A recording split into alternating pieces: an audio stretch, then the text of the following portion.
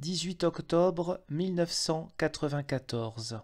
Allocution de M. Raymond Jeanclot, Comité du souvenir de la tragédie des Puits de Guéry.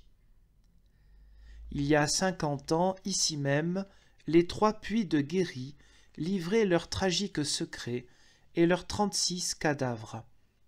Imaginez ces lieux, non pas entretenus comme ils le sont aujourd'hui, mais un paysage désolé, couvert de ronces et d'orties, et creusé de vastes entonnoirs, provoqués par l'éclatement des obus du champ de tir où nous sommes actuellement.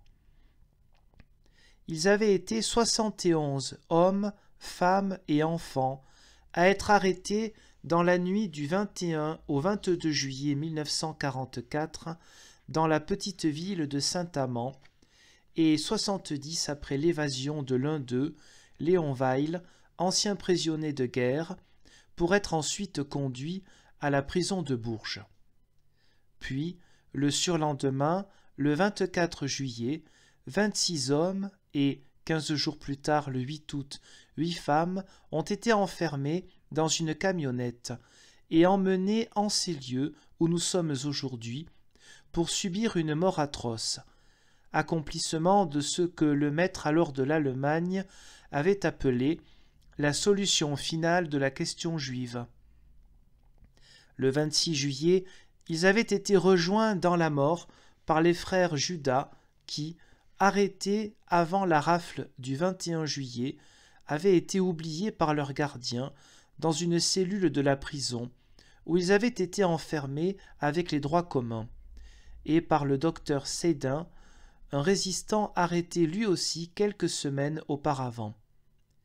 Les bourreaux pouvaient être satisfaits, ils n'avaient oublié personne. Ce crime aurait pu rester longtemps ignoré si Charles Kramaisen, l'un des derniers à devoir quitter la camionnette, et dont le fils est aujourd'hui parmi nous, pressentant le sort réservé à ses compagnons, n'avait pas eu l'audace et le courage de tenter l'impossible, c'est-à-dire la fuite, et d'avoir la chance, après avoir échappé à ses poursuivants, d'être recueilli par Camille Guillemin, un fermier.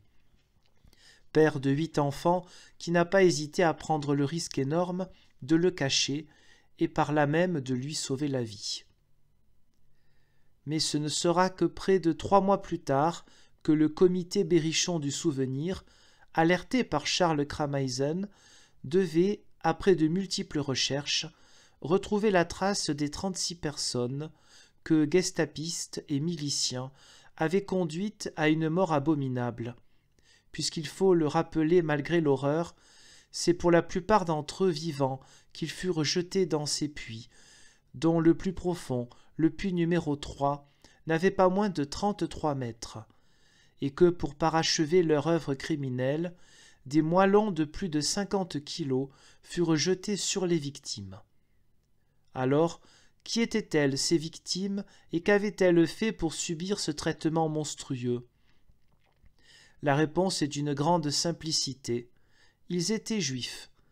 Peu importe qu'ils fussent croyants, agnostiques ou athées, ils étaient nés juifs et donc destinés à être détruits jusqu'au dernier, ainsi qu'on éradique une race d'animaux malfaisants, parce qu'en avait décidé ainsi celui dont le nom restera attaché au nazisme. Et c'est cette idéologie barbare qui fut hélas adoptée à l'époque par un petit nombre de Français dévoyés, dont bon nombre appartenaient à la milice, qui a conduit au massacre dont nous commémorons aujourd'hui le souvenir. Ils étaient juifs, ils étaient français.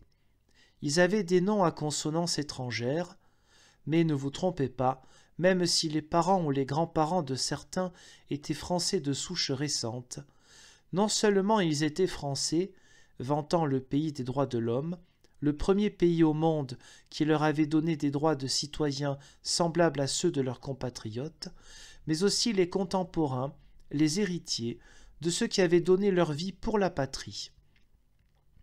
Faut-il rappeler que sur les 40 000 juifs étrangers vivant à Paris en 1914, près d'un quart s'étaient engagés dans l'armée française dès la déclaration de guerre, et que sur les 8 000 qui, enrôlés dans la Légion, partirent au champ de bataille, peu revinrent, ce qui fit dire à maître de Moro-Giafferi, après l'attaque meurtrière de Carency en Artois le 9 mai 1915, qui vit un régiment de 5000 hommes, composé pour moitié de juifs étrangers, réduit à 850 hommes, que ce soir-là, ils s'étaient assimilés totalement dans la boue de notre sol. Quant à ceux dont nous célébrons la mémoire ici, ils avaient également, pour nombre d'entre eux, combattu pour la France entre 1914 et 1918. Depuis bientôt 50 ans, ici même, le Comité du souvenir français a organisé pieusement chaque année une cérémonie rappelant les événements tragiques qui s'y sont déroulés et que le colonel Palisson, à qui je tiens à rendre hommage, évoquait toujours en des termes particulièrement émouvants. Après son allocution, la cérémonie se poursuivait par un moment de recueillement près du puits, où ont été retrouvés les corps des hommes, puis, progression dans l'horreur, près du puits où furent jetées les femmes. Mais cette commémoration, si nous ne voulions pas la voir s'étioler dans le temps, se devait d'être marquée par l'érection d'un monument qui, lui, porterait le message pour les générations futures. C'est ainsi que le projet du mémorial fut présenté à monsieur le préfet du Cher, qui non seulement l'approuva immédiatement, mais usa de tous ses pouvoirs pour que celui-ci puisse se matérialiser dans un délai exceptionnellement court. Qu'il en soit ici remercié.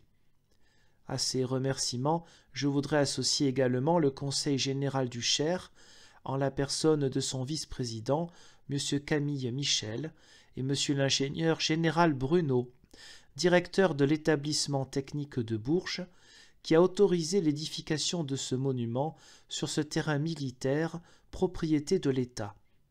J'en terminerai en exprimant le souhait que ce mémorial, qui rappelle qu'en ces lieux aujourd'hui paisibles, un crime odieux fut commis, fasse de ce site un lieu de mémoire, s'ajoutant à tous ceux qui jalonnent non seulement notre pays, mais aussi tous ceux où, pendant une décennie, régna une idéologie perverse et follement meurtrière.